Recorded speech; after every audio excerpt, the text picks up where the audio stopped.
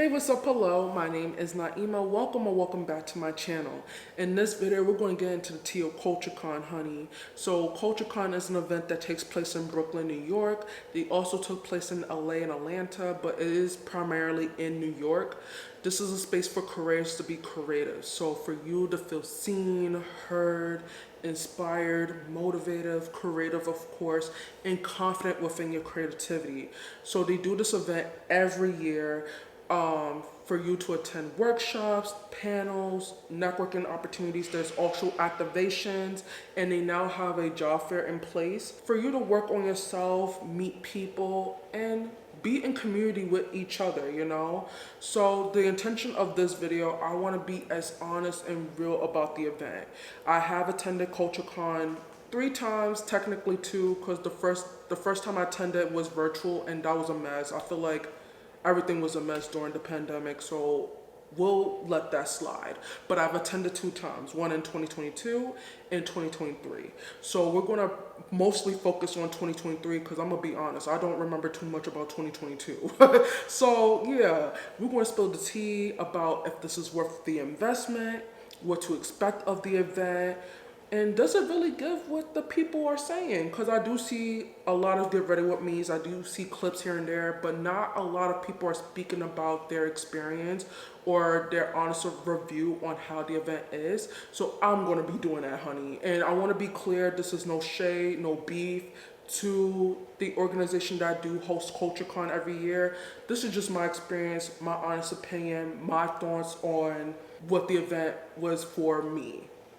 So yeah, let's get into it. If you're looking to hear more about the event, to hear what's tea, continue to watch this video. First things first, let's get into the pros. So for me, number one, I like that it was a 2-day event.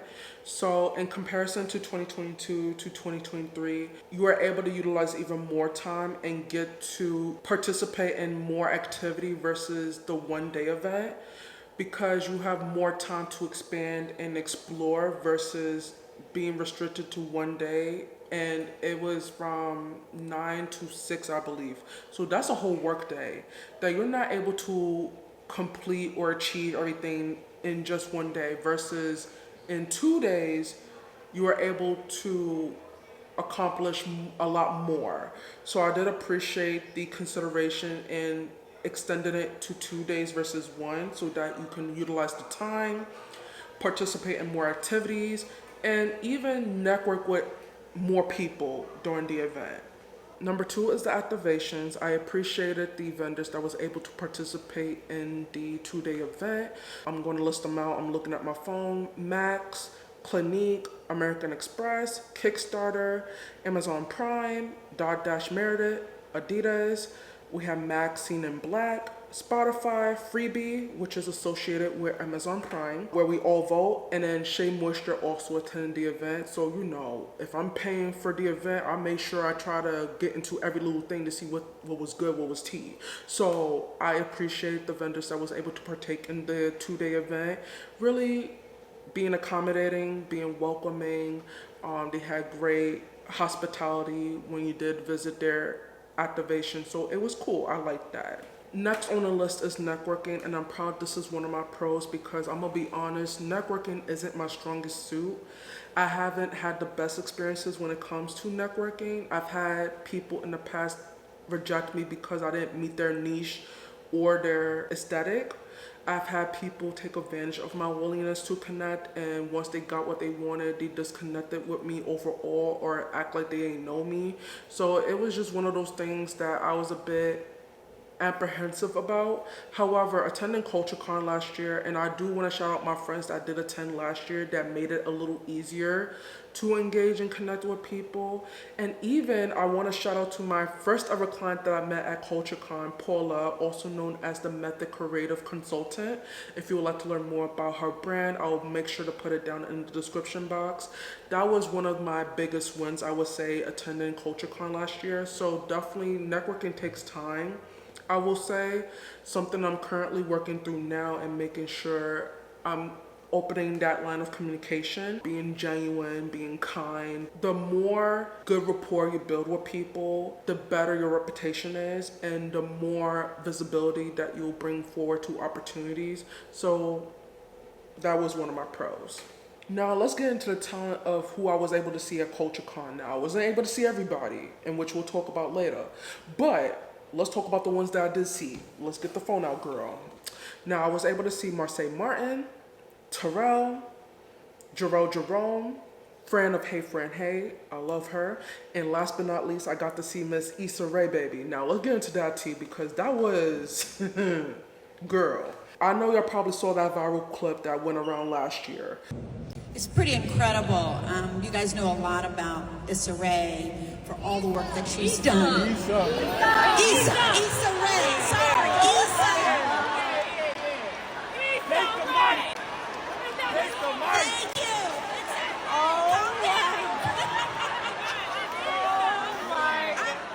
I'm over here saying, calm down, it's okay. I'm part of the community, honey, it's okay.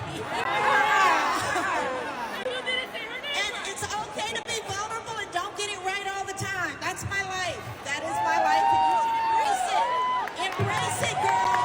Embrace it.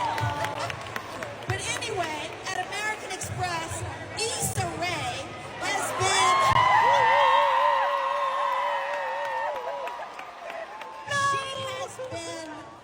part of our community. And the interviewer that kept on mispronouncing her name, not once, not twice, but several times. And being in that audience live in action, seeing that, yeah, I will say I'm very proud as us blacks collectively not playing about Miss Issa Rae. And I love that for her, and I love that about us too, because you better come correct. Like, don't be disrespectful, you know? So, all right, boom. The interview came out, and I'm not gonna hold you, I was real confused when she came out, because she came out saying, hey, how y'all doing, y'all? I'm looking at her like, who the hell is this white bitch? I'm so sorry. I had people laughing at me, but that was a genuine reaction, because I'm just like, who is that? Like, this is a black event, honey. This is an all-black party. You know, I'm not trying to be funny, but it was an all-black party. Like, why are you here? And apparently she is half black. Couldn't tell. Sorry. You know, so moving on. So Issa came out. They're getting ready to have their conversation. The interviewer kept on mispronouncing her name. And Issa didn't have to even correct her. She didn't correct her not even the first time, because it was the audience that corrected her. So we're telling her how to pronounce her name. And the interviewer is talking about, oh, take it easy on me. I'm part of the community too. I'm like, ma'am? So that's your excuse to mispronounce somebody's name? Girl, you better, please. Anyway, because I would have done the same. I'm like, you mispronouncing my name, I'm going to correct you every time. You should know better than that. Like, if you're in the community, like, please. But it was a good conversation. It was just, I did not like how the interviewer kind of like was not holding herself accountable and been like, oh, I apologize. Or at least do your homework to make sure you know how to pronounce this lady's name right. Like, you're not going to just call me whatever name you want to call me because it's easier for you. This is my name. So if you're going to speak to me, learn how to say my name correctly. But yeah, other than that, it was a good conversation. It was a good chat, girl. It was just like, let's be mindful of who we choose to interview people. Anyway, girl. The last of my pros are the topics of the workshop or panels that took place last year. It wasn't a lot, I'm gonna be honest, but there were 5 that stood out to me that I personally liked. First one was productivity and system hacks, cash convos, Spotify Talk That Talk, conversation with Rap Shit Crew, and then personal branding. And the reason why I like these 5 workshops or panels particularly, because it was interactive. And when I say it was interactive, that the facilitator or the host was speaking with the audience, like we were able to speak to them, we were able to ask questions, we were able to engage and participate in whatever they were hosting. So it felt like I was in connection or felt intermediate versus the other workshops or panels that took place where I was being talked at. So I appreciated that. Those were my favorite topics that took place last year. And we'll go into the cons right now. Piggybacking off the last pro I listed, the first con that I would say that I have with the event was most of the workshops or panels were just not interactive. I felt like I was being talked at, not being talked to. So for example, think of a college lecture by a professor. That's what I considered it to be. That's how I felt. And not to say me per se wanted to ask a question or make a comment. I was just looking at the audience collectively where we wasn't really able or allowed to make a comment or ask a question to like feel like we're conversing with the facilitator or the host of that workshop or panel. So I just didn't like that, and especially if you're making an investment such as CultureCon, I would expect a lot more engagement and interaction with the facilitator or the host of that panel and workshop so that it could feel more in tune and more intermediate with the conversation, you know? I hope that makes sense, but that was just one of the cons I've had with the event. The next con I'm going to list is the con that really broke it for me, and that was the job fair. Now, I want to give it the benefit of the doubt and say that it was the first time they're implementing a job fair. So I'm not sure employers had pulled out last minute or they didn't get a chance to finalize things before the event took place. But as someone that is making the investment, it just did not deliver, especially in this current time right now. We're in a recession. There's a lot of people that's unemployed. They're very vulnerable. They're probably depressed at this moment, frustrated, and just struggling to find an opportunity to get them through the door. And I wouldn't say this was a job fair. This was more of an informational session. And I'm not saying that we should not be networking. Of course, we would like to network, to build those relationships, to get to that point of like a future opportunity. But for someone that needs an immediate opportunity, it just wasn't that, you know? I would call it more of an informational session before I would call it a job fair, because it did not give job fair. Now let's get out the notes of who attended the fair. So there were 8 employers in attendance. It was Warner Brother Discovery, Clinique, Google, Meredith, Walmart, NBC, Kickstarter, and then Tubi. And out of those 8, how many you want to guess was actually hiring? 2. And it was Walmart, shout out to Walmart, and it was Meredith. Those were the only ones hiring. Everyone else, to be honest, I don't know why they showed up. I'm gonna be so honest, and it's not to be disrespectful or rude in any way. It was just like, it felt like they were just there to just save face or be good press, to be like, hey, we attended this diversity thing, and not have nothing to offer to the people that's actually in attendance. My opinion, you know, we can have a healthy discourse about this, but that's just my feelings on this. And I just feel like that was just very inconsiderate, given that we are in a vulnerable time right now with a lot of people not having jobs, like whether they're getting laid off, still struggling to find a job. There's ghost posting. There's people scamming too. Like I don't want people to be playing with my time like that. You know, just like you value your time, I also value my time. So to show up and tell me to go to the website when I've been already doing that, like, what was the point? Why did you show up? I don't know. And I'll discuss more about this later in my other con, but this was brought to the founder, and I just felt like she was being a bit dismissive, and I'm sure that wasn't her intention, but we'll discuss more about that later. But that was just my feelings on the job fair, and that was a no for me, a huge no. The next on my list is poor connection, and granted, CultureCon is not meant for you to be on your phone. They intentionally want you to be up mingling, exploring the event so that you're not distracted or pulled back to your phone. I understand that, but we're in a digital world where they do rely for us to use the app as an example, or if it's anything like last year where the employers want you to scan a QR code to go to their website to fill out forms, that would need connection. And I don't know if this is a me problem. I got T-Mobile. T-Mobile be on that bullshit sometimes, girl. So it's like the connection was not given for me. So it's like I'm trying to complete the form and I'm like, it's not letting me complete the form because it's lagging or it's being slow. I had to take pictures of the QR code to come back home to just like do it at home because it was just not giving that connection on site.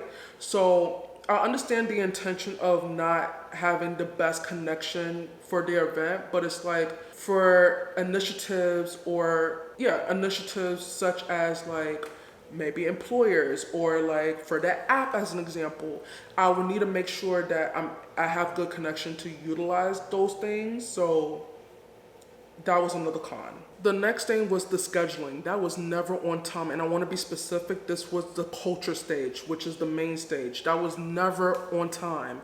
So if you're someone that is a planner that has an itinerary, in which I had both years, that may cause conflict with what you have going on, especially now that they have the job fair in place. So if you're someone that's looking to do the activations, the workshops, the panels, and then now you got the job fair you have to attend to, be very careful with trying to plan out according to that main stage, because that is never going to be on time. I'm so sorry. Like both years that I attended in 2022 and then last year in 2023, never on time. So that they cause conflict in my scheduling and trying to attend everything else. I don't remember the names of the other stages. I do apologize about that, but with the main stage, that was never on time. So it will go over and then I have to run or speed walk, because I'm not running nowhere, girl. I have to speed walk. I have to speed walk to the other events to just make sure that I'm not missing the conversation. So just something to be mindful of, especially if you're someone that is like a planner or has an itinerary and want to plan out your day according to what they have in place. Just be very careful and be mindful of that. The next con on my list was accessibility. And when I said this, I meant it in terms of like underlying health issues or disabilities of any sort. Now, I'm not saying I have a disability, but I do have an underlying health issue with my back due to a previous car accident. So my back gives out when I stand for a certain amount of time. When I tell you, those chairs are so uncomfortable, and I'm sure they're going to use the same chairs because they used the same chairs the previous year in 2022. So I'm sure that's not going to change. So if you're someone that has an underlying health issue or disability, I just don't feel like that is an event for you to attend to. And if you're able to just wing it, by all means, do what you need to do. I just feel like I want to just put that out there for someone that may have that kind of issue. Just be very mindful when you do attend. I didn't see anything like wheelchair accessible or like, wheelchair accessible. I don't think I've ever seen anybody in a wheelchair attend CultureCon. Correct me if I'm wrong, but I don't feel like that's the best event to attend to. And plus, if it's in Brooklyn Navy Yard, because that's where they had it in the last two events, I would skip CultureCon respectfully, because I just don't feel like it will accommodate your needs, and it's just not going to be a good time. So just something to be mindful of as well. Another thing I had listed down was imposter syndrome, and I want to be crystal clear that I understand that CultureCon is not responsible for this. This is something I have to internally fix on my own and come to an acceptance. Okay, so this is not entirely on CultureCon. I just feel like in terms of the vibe and the mood, I was just not the ideal or the target audience for an environment like CultureCon. And I have to come to an acceptance to that. This is my reality. And I've realized this once I had done CultureCon last year. At the end of the day, when I finished, it's just not something that I feel like I mesh well into, nor do I feel I'm doing good enough in. I hope that makes sense. So for example, in terms of fashion, when I first attended CultureCon in 2022, I was extremely underdressed, and I was definitely embarrassed, and I was just very baffled because I did not do as much research as I thought I did to make sure I show up and show out for for fellow creators and future employers. So I definitely stepped it up last year, but even with that, I just feel like I was not doing enough. So that did mess with me a little bit, and I just felt like I was out of the loop. And there was a mantra that the event stood for. It was like, if you are here for a reason. I mean, yes and no. I don't believe like everyone that was in that room was there because they genuinely like paid and invest to be there. They were also like people that didn't have to pay for a ticket. I also learned like some of my creative friends, they did not even have to pay for their ticket to get into the room. So it's like one of those things where it's like, how do I know genuinely if these are people that are investing in it, that is investing and believing in the mission and the purpose, or if it's people that you're just like paying off to like show face and good press to show for their social media, you know? So it was just one of those things that I wasn't really sure like if it was really authentic and genuine. And that's just where I felt like I don't know if I really belonged in a space like CultureCon. That's just my my realization and revelation to entering in that kind of space. The next I have on my list is substance. So in full transparency, like I had to ask myself, will I leave here that holds value, perspective, impact, inspiration, and gratitude for attending CultureCon? Did I get that? Not really.